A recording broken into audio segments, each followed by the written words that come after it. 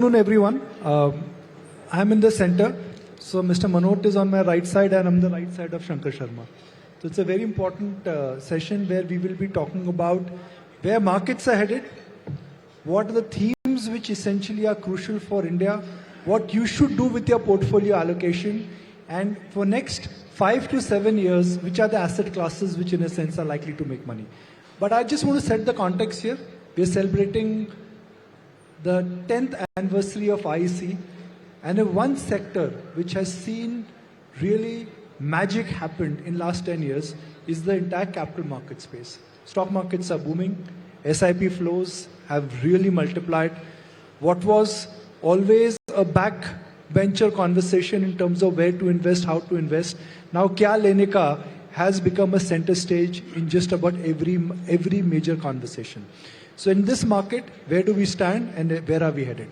That really would be the focus of this chat with Shankar and with Navneet. So, Mr. Munot, 10 years ago, the entire mutual fund industry was about 10 lakh crore. Now the assets under management for SBI are nearing 10 lakh crore. It's just been a magical journey for the entire mutual fund industry. Thank you so much, Nikunj, and the role that you have played. Many compliments on the 10th edition of IEC. I remember our AUM, as he mentioned, of the industry was 10 lakh crores, and we have added more AUM as an industry in last 12 months. So the AUM that industry has added in last 12 months is more than the total size of the industry 10 years back. Another heartening number is the equity AUM has now touched 39 lakh crores. That number was 3 lakh crores 10 years back. So what a journey it has been. And more heartening is the way money is coming in. You just said that कहीं भी देखते हैं तो लोग पूछते हैं क्या बोला आपने? क्या लेने का? ऐसा नहीं है. लोग बोलते हैं म्यूचुअल फंड सही है, SIP किया क्या? And I think that has been the biggest revolution in India, the financialization of savings. In fact, I call this even the equitization of savings, because the equity allocation in household balance sheet in India 10 years back was 2.5%. It has reached now 5%, but we have a long way to go. We feel very happy as an industry on the efforts that we have made with people like you, all our distributors, advisors, and the entire ecosystem, but we have a long way to go. And I think Indians need to own a lot more of the entrepreneurial energy of this country and need to participate in the growth prospects of this country, and that's what our industry has been driven by. Shankar, again, the 10-year comparison, 10 years ago it was small, now it's growing. If hypothetically we are engaging in a similar conversation on the 20th anniversary of IEC, what do you think we are likely to be discussing in terms of a market level, SIP number, and equity as an asset class? No, I think SIP number, Navneet is far better placed because he has the pulse of the retail investor.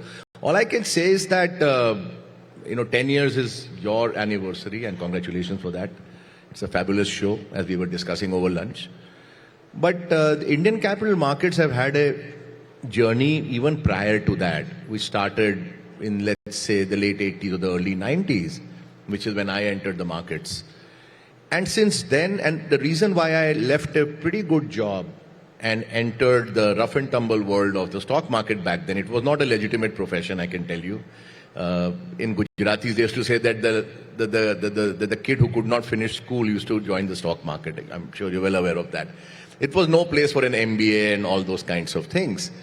The reason why I did that was that I had exactly the same view as I have today, that India is going to be a fabulous, significant stock market, and I want to get in as early as possible at the basement or basement minus 10 level. And I was 26 and a half when I left my job.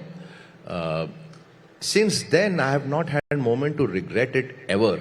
And I don't think anybody entering it at 26 and a half today will have anywhere close to something called regret. Because many people ask me that, sir, you are lucky that you guys entered, when the boom was just starting. We are now late in the game. And I tell them, in some senses, yes, but in some senses, we were probably too early.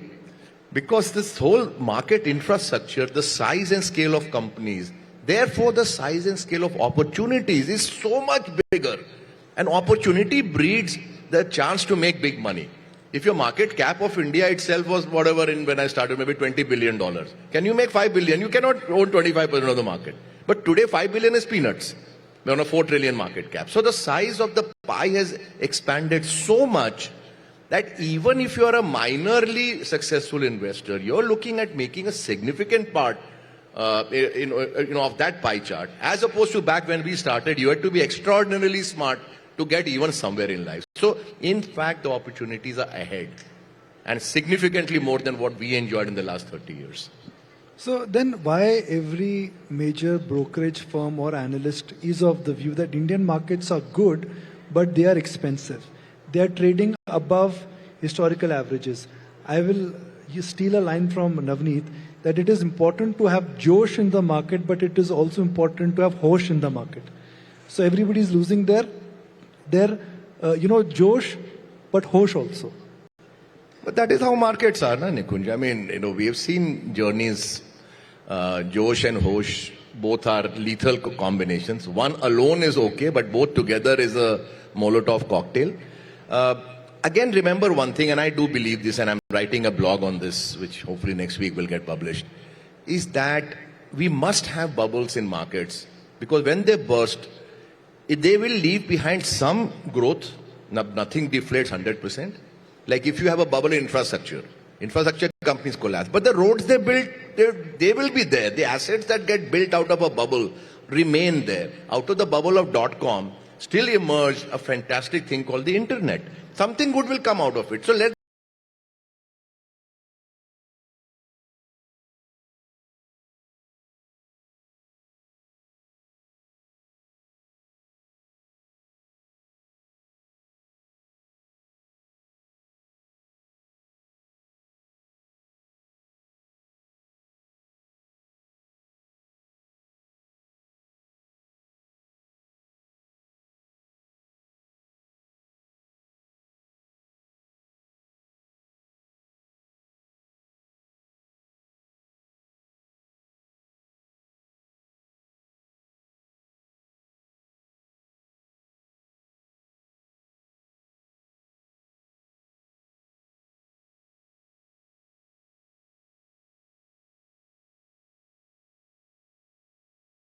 The categories, soap, shampoos, वो भी नहीं बिक रहे. This is all data.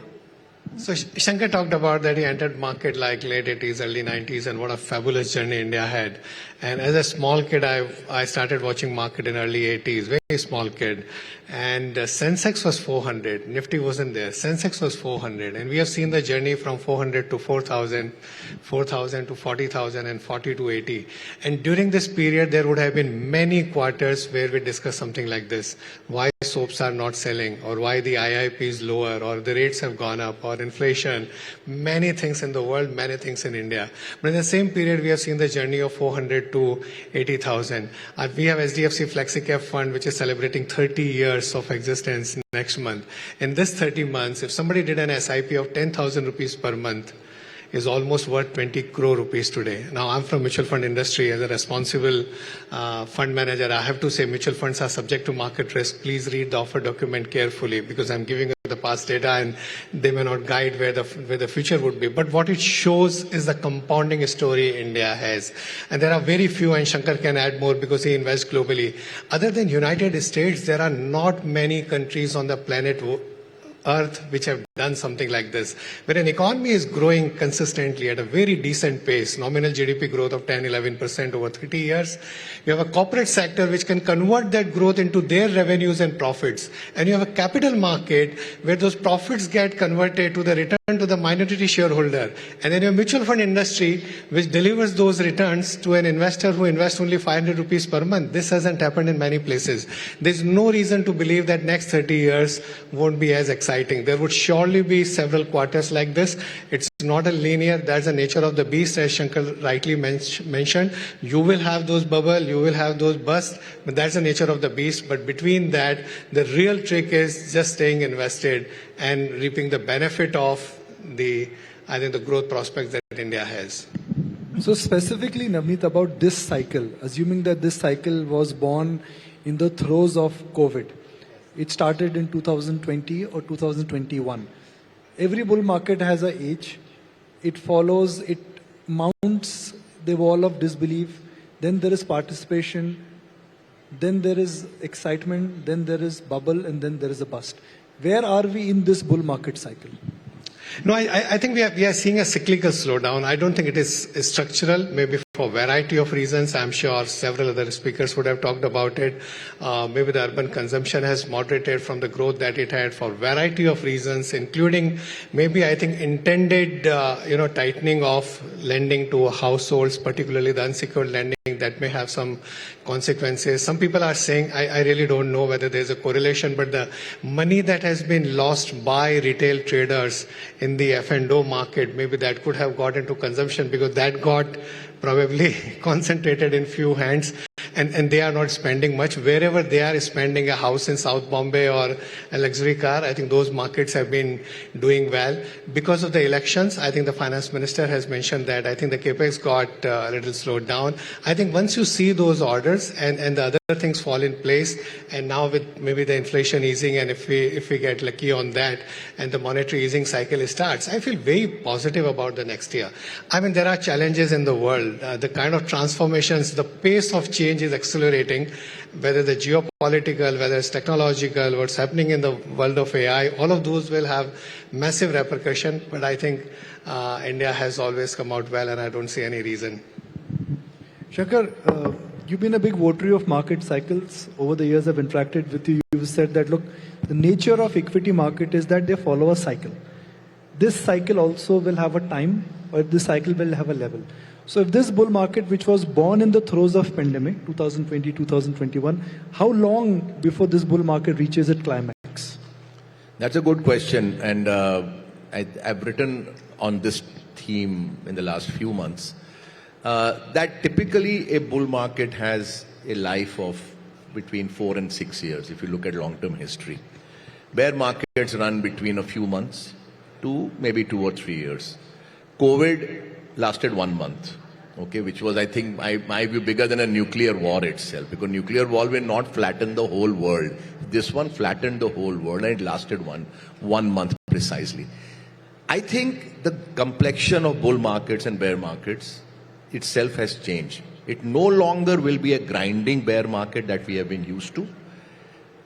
Because of the reason, and there's a longer discussion which maybe we should have at some other point, but because we have weaponized something called interest rates. Earlier, interest rates used to be a blunt instrument as we grew up learning in economics. Now they become a scalpel, they become a razor, they become like a machete. When they take it to a problem aggressively and they hack the problem down, it's become a sharp instrument. Because of that, the bear markets are scared that if we become too bearish, we'll be caught napping, which is exactly what happened at the bottom of the COVID cycle. So with that being said, we think, I mean, at least my view is, we are in the 5th year of the bull market that started in 2020. I think we are getting the wobble precisely because of that reason. This is not a young bull market. It's somewhat of a middle-aged to a slightly late-age bull market. It's not got the legs of the 2020, 21, bull. And there is a reason why the animal in the stock market is a bull. Bull cannot run too fast for too long. Otherwise, we would have had a horse as the let's say the animal to represent a bull market or an upward market. So bull and a bear both are short-sighted. They are heavy animals. They are not very fast for long periods of time. They are ferocious, but again short-lived. So we are probably a middle-aged bull market. We might have a stumble. I think the GDP or this enthusiasm, bubble, Josh, hosh, whatever you're saying is all symptoms of that problem. I wouldn't be surprised if we, not on an index, but maybe individual stock basis, fall 20, 30, 40%. I think it's good if such things happen.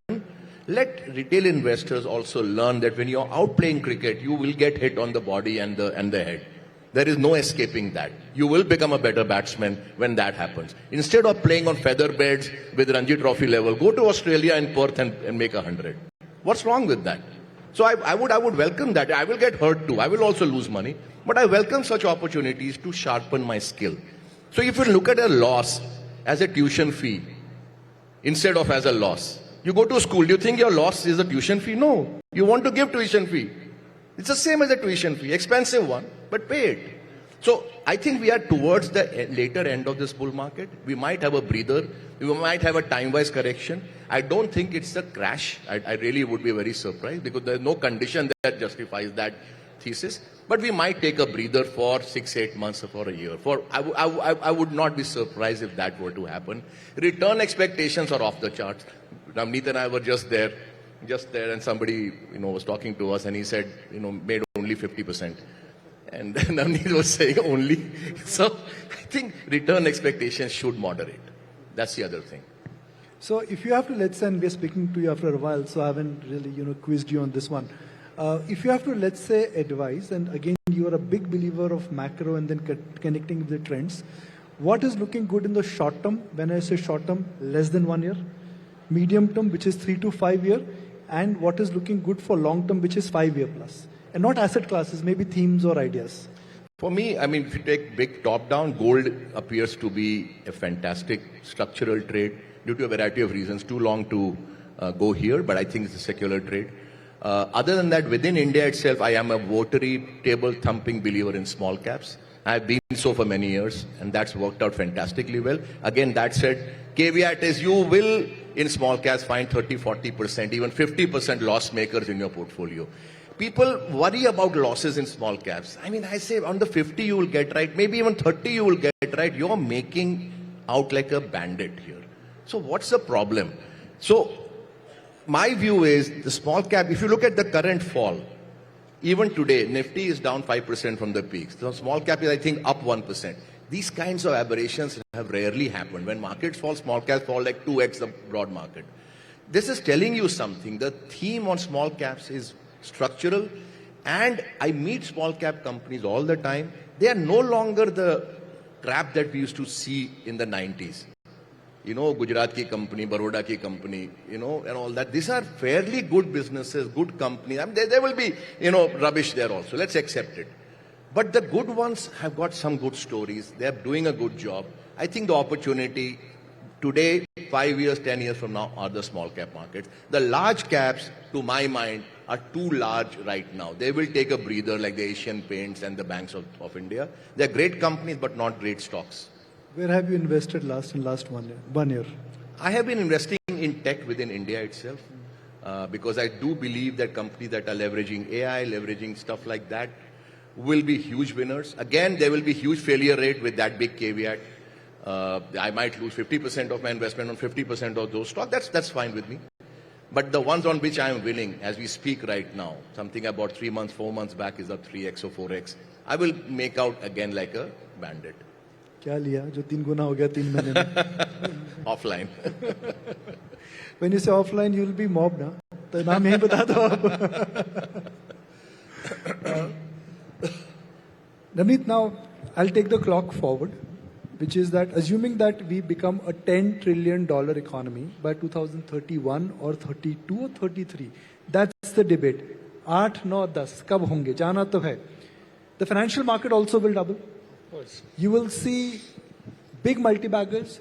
You will see large caps becoming mega caps, and a lot of small caps will become mid caps. Where do you think that size of opportunity is large? Where you think that the magic will happen? Because as the economy will progress, new winners, new industries, new sectors. Like Shankar said, small cap can surprise us. As a fund manager, if you're betting on the long term, where are you picking your spots? So look at our own industry. So you quoted the number 68 lakh crores of mutual fund industry. Converted into dollars, this is exactly $800. $800 was the size of US asset management industry in 1988. In next 10 years, to 99, they became $5 trillion. If India has a similar journey, if you look at per capita, they were slightly higher. But if you look at the size of the economy, very, very similar. And the fund managers who are managing 50, 60, 70 billion dollars, they are managing a couple of $1 trillion. Why the journey won't happen in India? This our SIP movement is like the 401k movement of United States, very, very similar. And we've seen many businesses. One of the interesting things, Shankar talked about the small cap. I forgot the exact number. The number of companies which have turnover of more than $100 million. And 80%, unlike the people's perception that most of these companies who are not listed, they are all losing money because of the PE and VC money.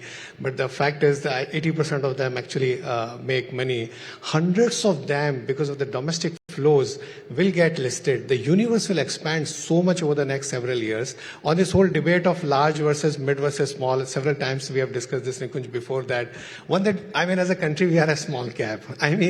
Our entire market cap is lower than the top 2 companies in the United States. This is 18% of humanity.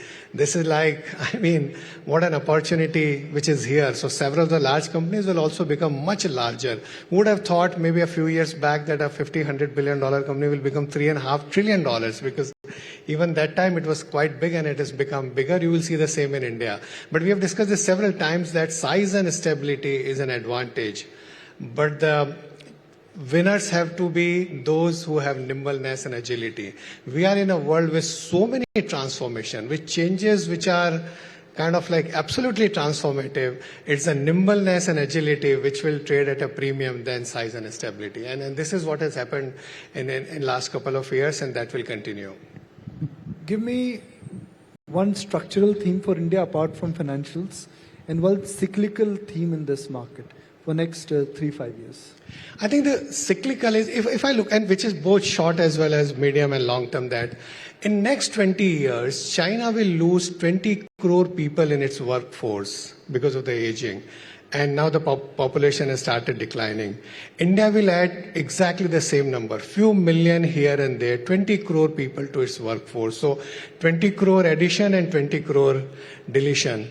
So if somebody has to produce now, despite all the efforts that Trump will make, and I'm sure they will have some success on reshoring or friendshoring and whatever. But India really has once in a generation, once in a lifetime opportunity to get manufacturing back, which we completely missed.